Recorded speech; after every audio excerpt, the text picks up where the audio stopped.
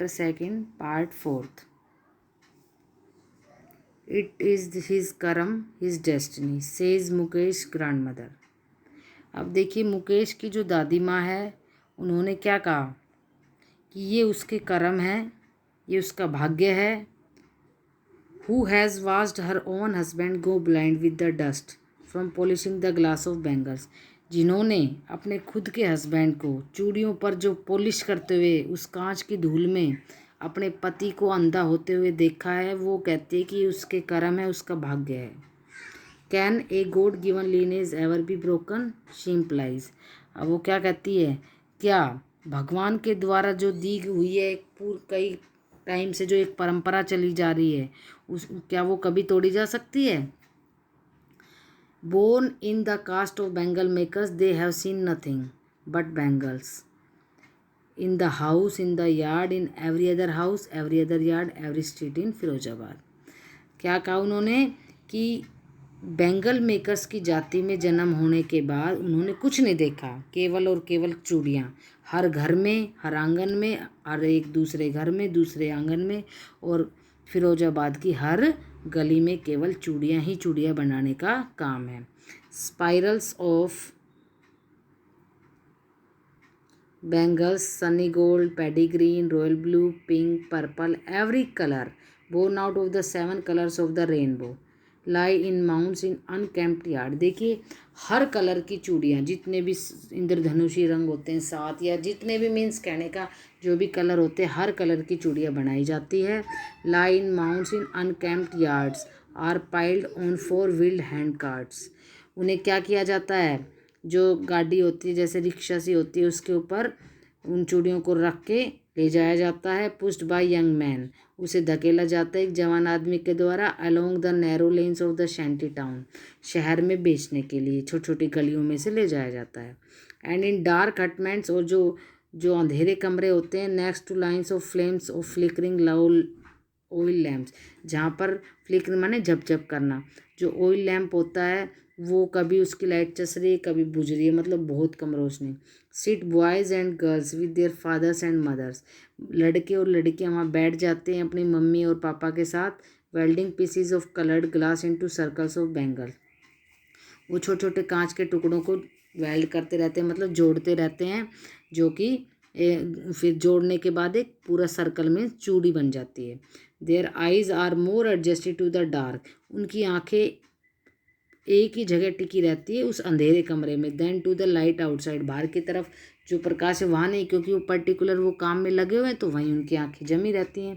That is why they often end up losing their eyesight, इसी यही कारण है कि उनकी आंखें हमेशा उनकी रोशनी कम हो जाती है बिफोर दे बिकम अडल्ट, बूढ़े होने से पहले ही। Savita young girl in a drape pink dress, Savita जो है एक जवान लड़की है पिंक ड्रेस पहने हुए, sits alongside an elderly woman, एक बूढ़ी औरत के पास बैठी हुई है, सोल्डिंग पीसीज ऑफ ग्लास, कांच के टुकड़ों को जोड़ रही है। As her hands move mechanically like the tones of a machine, उसके हाथ ऐसे चल रहे हैं जैसे मशीन। I wonder if she knows the sanctity, होती है पवित्रता, of the bangles she helps make, मुझे आश्चर्य है कि क्या जिन चूड़ियों को बना रही है उनकी पवित्रता के बारे में वो जानती भी है या नहीं।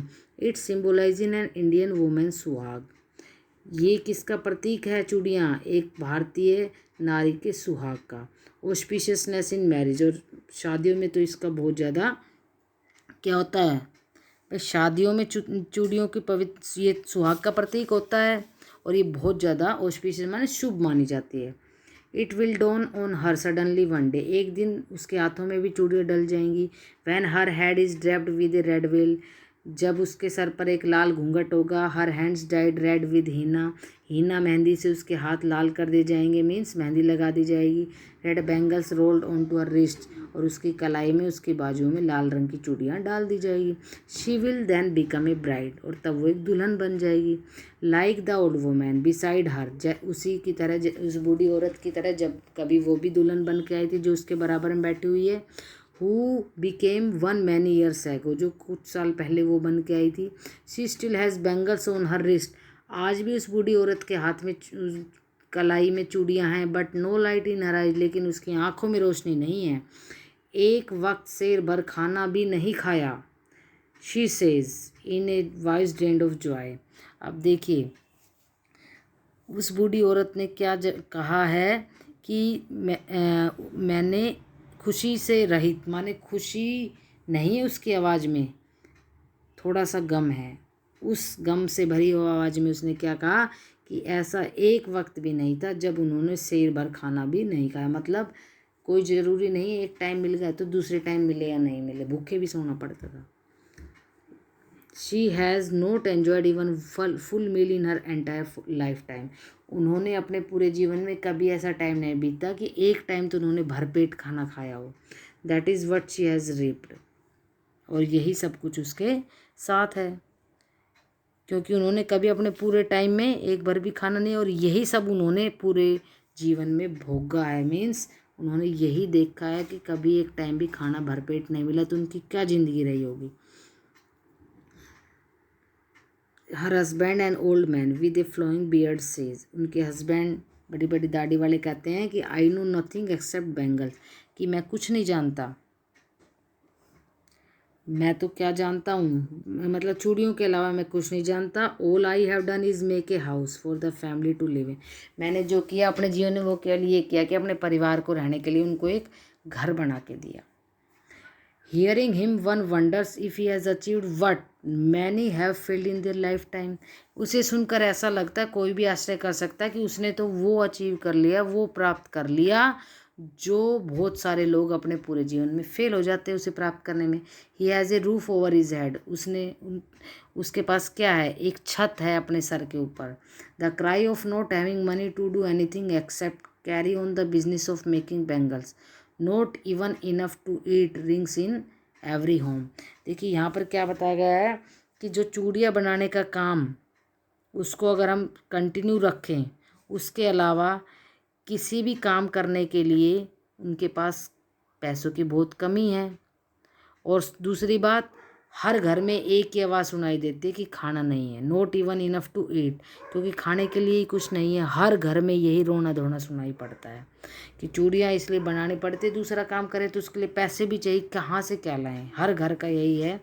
The young man echo the lament of their elders. जो बेचारे यंग मैन हैं वो रोते हैं, किसके लिए पश्चाताप करते हैं, उनकी गूंज सुनाई देती है उनके जो एल्डर्स हैं, उनके जो बड़े बूढ़े उनको देखकर कि भाई जो बड़े बूढ़ों ने भी यही काम किया वो भी यही कर रहे हैं, वो भी इसी परेशानी से गुजर रहे हैं, ये भी इसी परेशानियों से गुजरेंगे और गुजर भी रहे हैं।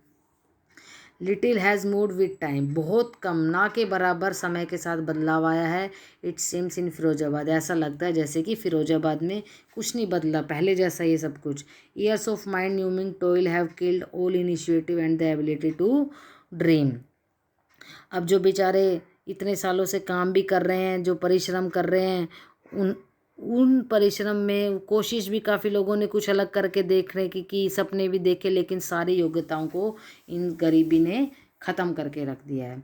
Y not organise yourself into a cooperative. I ask, I यहाँ पर है writer, a group of men, young men who have fallen into the vicious circle of middlemen who trapped their fathers and four fathers.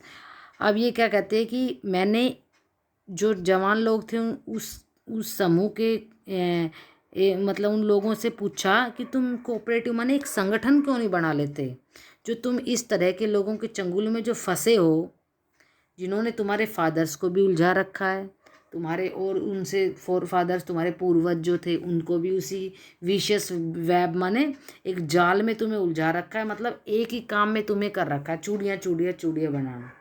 तो क्या तुम इकट्ठे होके कुछ नहीं कर सकते इसके लिए? Even if we get organised we are the once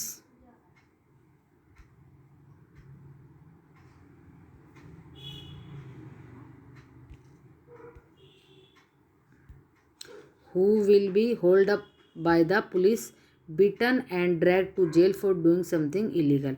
कहते हैं यदि हम में से कोई कुछ ऐसा कर भी ले, अगर हम इकट्ठे भी हो जाएं तो क्या होगा, पुलिस हमें गैर कानूनी काम समझकर क्या करेगी, कहेगी समथिंग इलीगल, और हमें पुलिस के द्वारा पकड़ लिया जाएगा, मारा जाएगा, घसीट घसीट के ड्रैग टू जेल, जेल तक ले जाया जाएगा। किस लिए? फॉर डूइंग समथिंग इलीगल, कि हमने कुछ गैर कानूनी कर दिया। दे से वो कहते हैं। There is no leader among them, उनके बीच कोई नेता नहीं है। No one who could help them see things differently, ना ही कोई ऐसा है जो उनकी चीज़ों को थोड़ा अलग तरीके से देखे और लोगों के सामने पेश करे, मतलब उनकी कोई मदद कर सके, ऐसा कोई नहीं है। Their fathers are as tired as they are, उनके पिता भी ऐसे ही थक चुके हैं जैसे कि वो। They talk endlessly in a spiral that moves from poverty to apathy to greed and to injustice. अब देखिए वो एक ऐसे चक्र में फंस गए, एक ऐसे घोड़े की तरह हैं जो गरीब से लेकर भाव, जिसमें भाव ही नहीं है, वहाँ तक जाता है, और लालच से लेकर अन्याय की तरफ वो जो पहिया है, एक चक्र है, ऐसे चलता रहता है। मतलब कोई इन चीज़ों का, अन्याय, गरीबी, इनका ख़त्म होने का मतलब ही नहीं है। Listening to them I see two distinct words, उन सबको सुनकर मुझे, देखिए ये क्वेश्चन आता है, टू डिस्टिंक्ट वर्ड कौन कौन से हैं। उन सबको सुनकर मुझे क्या लगा कि मैं दो प्रकार के संसार को देखती हूँ। One of the family caught in a web of poverty burden by the stigma of caste in which they are born. एक तो वो परिवार, एक संसार, उस पर एक प्रकार का संसार तो कौन सा है कि वो परिवार जो गरीबी के जाल में फंस चुका है, जाति के कलंक से भरा पड़ा है कि भैया तो इस जाति में पैदा हुए तो चूड़िया ही बनाना है, जिस जाति में वो पैदा हुए हैं। और they are born the other, दूसरा a vicious circle of the sahukars, एक वो सर्कल साहूकारों का, मिडिल मैन, मध्यम वर्गीय लोगों का, पुलिसमैन का, कीपर्स ऑफ लॉ, कानून के रखवालों का, द ब्यूरोक्रेट जो अधिकारी होते हैं, ऑफिसर्स एंड पॉलिटिशियंस का, राजनीतिकों का। दूसरा ये संसार है, एक गरीबों का, एक अमीरों का। Together they have impose the baggage on the child that he can not put down, इन सब ने मिलके एक बच्चे के ऊपर इतना बोझ डाल दिया है कि वो इस बोझ को कभी उतार ही नहीं सकता। बिफोर ही इज़ अवेयर, इससे पहले कि वो कोई कुछ जान सके, he accepts it as naturally as his father, वो उस चीज़ को स्वीकार कर लेता जैसे कि उनके कभी उनके फादर ने किया था। To do anything else would mean to dare, इससे अलग कुछ भी करना साहस होना, मतलब कोई नहीं कर सकता इतना साहस। And daring is not part of his growing up, और डेयरिंग माने साहस करना तो उनके उसमें कोई मतलब साहस करना तो उनके विकास का हिस्सा ही नहीं है। When I sense a flash of it in Mukesh I am cheer, जब ये झलक मैंने एक मतलब आगे सपने देखने की झलक देखी ना, उसने कहा था मैं मोटर मैकेनिक बनना चाहता हूँ, तो मुझे बड़ी खुशी हुई कि कम से कम कोई तो ऐसा सोच रहा है इनसे ऊपर। I want to be motor mechanic, he repeats, उसने फिर से कहा मैं मोटर मैकेनिक बनना चाहता हूँ। He will go to a garage and learn, वो गैराज जाएगा और सीख लेगा, but the garage is a long way from his home. मैं I will walk, he insist, मैंने पूछा ना कि भाई गैराज तो काफ़ी दूर है, तो उसने कहा मैं उसके घर से गैराज काफ़ी दूर है लेकिन मैं चला जाऊँगा। Do you also dream of flying a plane, क्या तुम्हारा सपना है एक वो प्लेन उड़ाने का। He suddenly silent, no he say staring at the ground, बेचारा चुपचाप ग्राउंड की तरफ देख के कहता नहीं, बिल्कुल खामोश हो जाता है। In small murmur there is an embarrassment that has not yet turn into regret, अब बेचारा देखिए एक व्याकुल सा हो गया, लेकिन उससे पश्चाताप अभी भी नहीं हो रहा है कि भाई मैं मोटर मैकेनिक बनना चाहता हूँ और अभी इस आइडिया को मैं भूल जाऊँ।